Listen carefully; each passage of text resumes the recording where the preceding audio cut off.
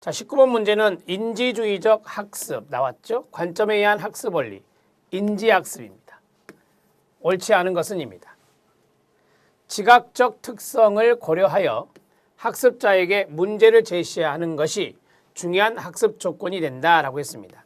이 지각이란 단어가 중요하죠. 인지적인 지각입니다. 그래서 지각적 특성을 고려해서 학습자에게 문제를 제시하는 게 중요한 학습 조건이 됩니다. 학습자의 눈에 잘 띌 수 있도록 학습 문제의 제시 형태를 재구조하여 제시해야 됩니다. 학습자의 눈에 잘 띌 수 있도록 학습 문제의 제시 형태를 재구조화해서 제시해 줄 필요가 있습니다. 맞습니다. 지식의 구조는 교사나 교육 계획자에게 특히 중요한 관심사가 되어야 됩니다. 자, 우리가 이제 인지적인 측면을 강조하는 것이 하나의 구조화거든요. 구조화. 자, 우리가 이제 어떤 것을 기억해내고 학습하는 데 있어서 효과적인 것은 지식적인 부분을 구조화하는 것이 좋아요. 그러면은 우리가 그것을 지각적으로 다시 재구성할 수가 있거든요.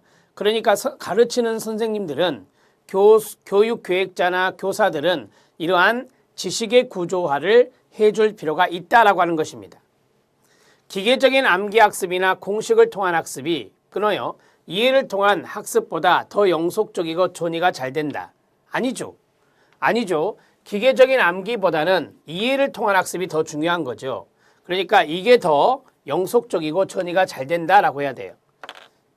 쉽게 말하면 기계적인 암기에 의한 것보다는 이해, 이게 바로 인지와 연관성이 있어요. 아까 제가 말씀드린 구조화요. 구조화와 연관성이 있는 거예요. 그래서 우리가 이제 지식적인 부분을 구조화하면 훨씬 더 이해가 빠르거든요. 그래서 그런 것을 통해서 학습을 했다면 영속적이고 전이가 잘 될 것이다. 자, 4번 지문은 잘못됐습니다. 학습자에 의한 목표 설정은 학습 동기를 유발시킨다는 의미에서 상당히 중요합니다. 여러분들 학습자에게 목표가 설정된다. 여러분들의 목표는 합격 아닙니까? 그러한 것들을 구체적으로 설정했을 때 동기가 유발될 수 있다 이 말이에요. 그래서 목표 설정은 중요하다라고 하는 측면입니다.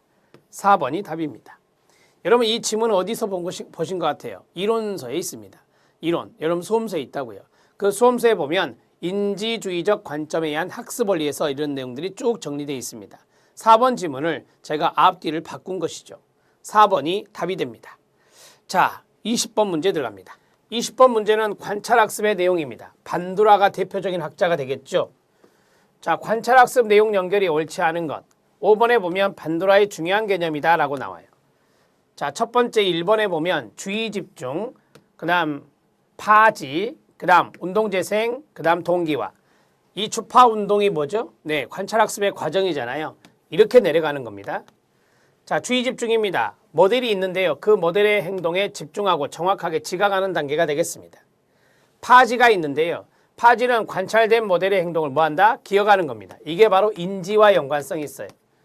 그래서 이 반두라의 이론을 사회학습 이론 말고 사회 인지 이론이다 이렇게도 이야기한다 이렇게 말씀드린 적이 있었습니다.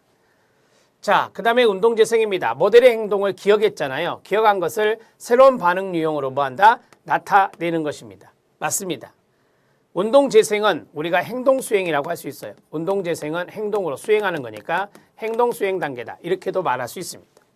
동기화입니다. 강화물에 전적으로 의존하는 거 아닙니다. 강화물에 의존하는 것은 스키너가 말한 것이고요. 자, 바람직한 행동을 수행하는 건데 자기 스스로 동기화가 되어서 바람직한 행동을 수행하는 겁니다. 바람직한 행동을 수행하는 것, 이것을 우리가 동기화다 이렇게 말하고요. 이 동기화의 동의어가 뭐라 했죠? 네, 자기 강화다고 그랬습니다. 자기 강화의 과정이다 이렇게 말씀드린 바가 있죠. 앞에 있는 이 대목이 틀렸습니다. 자기 스스로 동기화되어서 바람직한 행동을 수행하는 것, 이게 바로 동기화 자기 강화 과정 4단계가 됩니다. 자, 4번 지문이 잘못됐네요. 20번의 답은 4입니다. 21번 문제 들어갑니다. 21번 문제는 행동의 결과에 영향을 미치는 요소들의 내용으로 옳지 않은 것은입니다. 이해하십시오.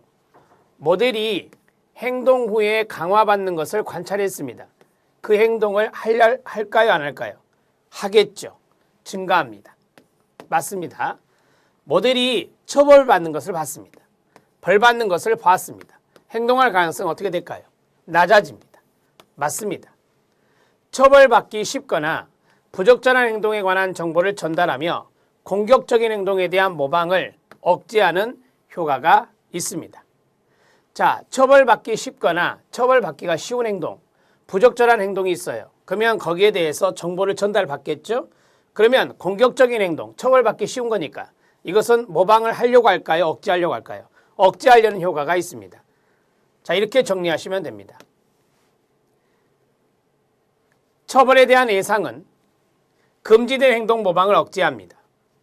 자, 처벌을 예상됩니다. 처벌이 예상이 돼요. 그러면 금지된 행동은 해요, 안 해요?